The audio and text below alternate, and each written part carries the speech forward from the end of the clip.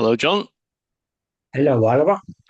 So today I came across it was kind of a very upsetting story that in 2025, a BBC Africa investigation uncovered that young African women were deceived into working in Russian drone factories under the guise of legitimate jobs.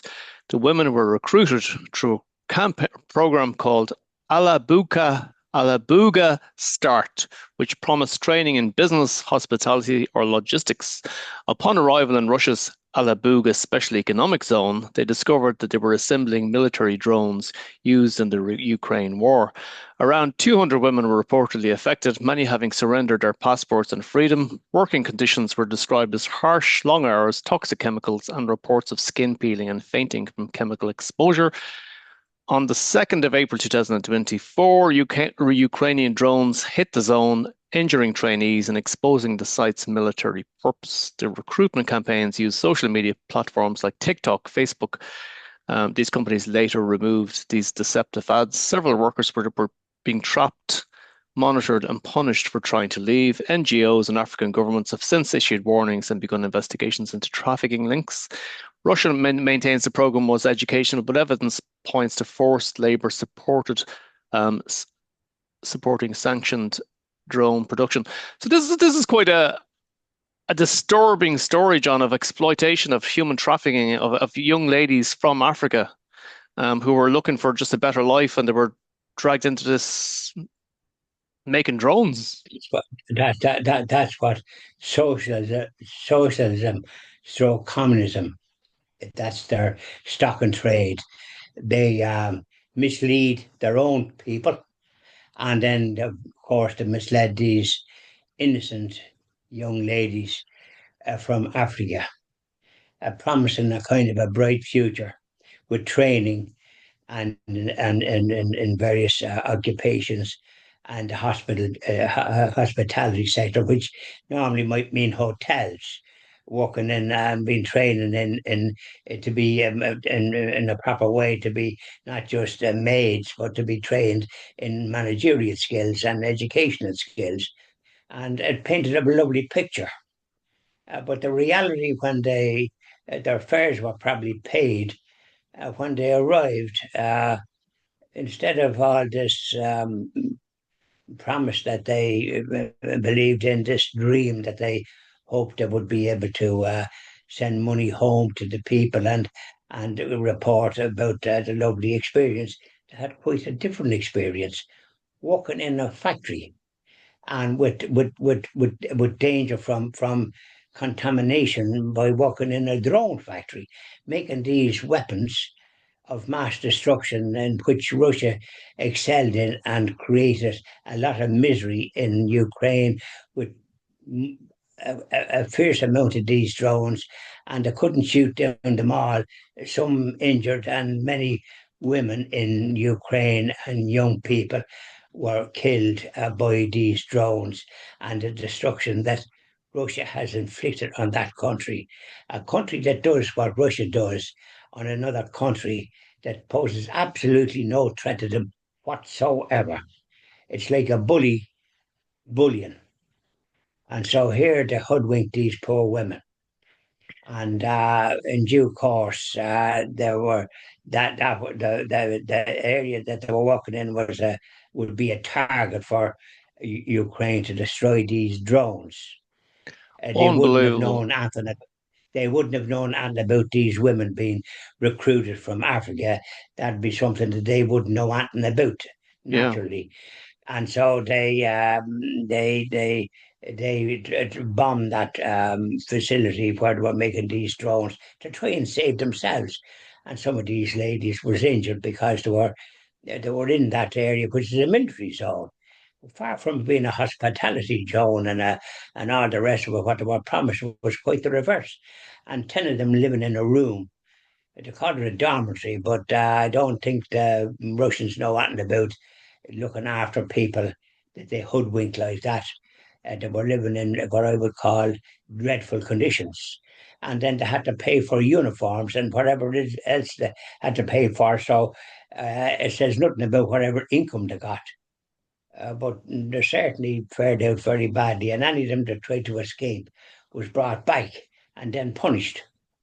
But eventually, I think the whole thing was when the BBC and various other people investigated this business. It suddenly come to light.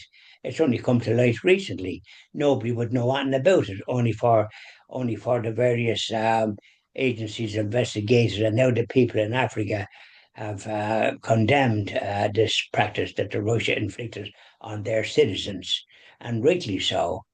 And many of our citizens were often inveigled to go places in the United States and suddenly found themselves in tough conditions years back when we suffered certain persecution from the like of the British, just similar to the Russians. They inflicted more harm in this country than people acknowledge. But we certainly in Christian TV will not sweep it under the carpet. We'll be speaking about it loud and clear, and they can be very they investigate whatever they like, but what they did here was just as bad as what Russia has done to those ladies from Africa, and I hope Russia pays the price for that, and then it shows you what they're up to and what their own unfortunate people have to suffer under. I think, like, I mean, Adau, the girl that was talking, she said that we're handling chemicals without proper ventilation or protection. She said her skin was peeling, okay, and the smell inside the factory made it hard to breathe, with some girls fainting. I mean, that sounds dreadful altogether. Of course it was. Working conditions absolutely diabolical. And they should have had masks or something, or not just a mask, something by way of that you'd have that if you were in a chemical place, you'd have to be protected from what was in the air. And don't forget another desperate thing that happened in Russia that caused chaos, that caused problems all over the world in some ways, the Chernobyl explosion. Another example of their carelessness and their kind of what happened, that explosion. And I think that Chernobyl was in Ukraine. So they built Yeah, these facilities in countries that didn't want them in the first place. The Ukrainians would be like the Irish in many ways. They want freedom. And what about the 15 million or more Ukrainians that have fled the country for safety, including about 100,000 living here, and some of them getting jobs now? And then in America and all over Europe and all the rest of it, to try and protect themselves. They'd go back tomorrow if there was any safety. And President Trump thought that he'd be able to influence Putin to stop this carnage because a lot of thousands have been killed every week. So, like, it's absolutely dreadful. And when Putin doesn't seem to have a conscience, because anybody with a conscience wouldn't do what he's doing and what he's inflicted in another country and what he's putting his own people towards. If they open their mouth, they're in jail. So that's the kind of a country Russia is. And I no think, look, respect for people to express their opinion without being jailed if they're against this war. when you look at the human trafficking here, and how desperate it was, I mean, to take young African women from Africa, from Sudan, okay, and to bring them over to a country and tell them they're going to have a great life, and then for them to be working in a drone factory, to become part of a death machine. It must have been an enormous, a horrific wake up for them to And discover it what was going certainly on. was. It certainly was. And I think in their own country, their authorities would want to have advised them to be very skeptical about what Russia might be promising. I think that would have been a good thing to do because if you believe what Russia would be telling you, you'd want to be living in cuckoo land. Only an idiot won't say they were decent people. As far as I'm concerned, they were innocent lambs to the slaughter. And that's going to Russia and been promising something that was quite the reverse. It was actually working in when the this drone factories you couldn't work. You couldn't work in a worse environment than the like of that, handling such equipment. I don't think any kind of protective garments would protect you from the harm environment could do to your health. But not You could suffer grievously in time to come, even if you manage to survive not only for a that, bit. there's the other aspect that it is a military site, so that it could be bombed, and it was bombed, and that's how they got the wake up call to say, "Oh my God, we're in danger now," because the dormitories, one of them, there was a bomb went off beside it.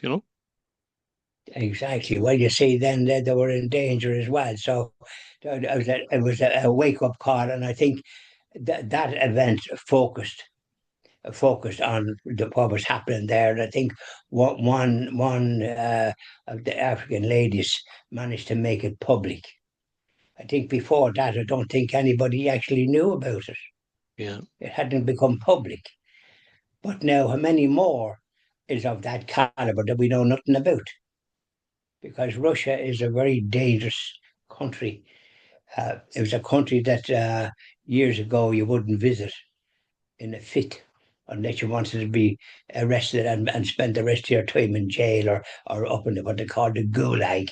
Don't forget they had that where innocent people were subject to the most cruel torture imaginable, and many dying on the way in that terrible area, the gulag. Solzhenitsyn, that great man that escaped from it and managed to keep his sanity, wrote about it and described it as nearly like something from hell. And when he went to the United States and he saw then the way things was run there, he wasn't that happy about that situation. You've got to run a country in such a way as President Trump is trying to do, to speak up for those that heretofore were taken advantage of. He's doing great work, and he has to be congratulated by the American people because he's doing good. But he's not getting this up. The left wing media in that country believe anything other than the truth. But he's succeeding in spite of criticism from some quarters, and especially from this country. And I think they don't seem to know what's good, unfortunately. thank you very much, Sean. Thank you very much, Oliver.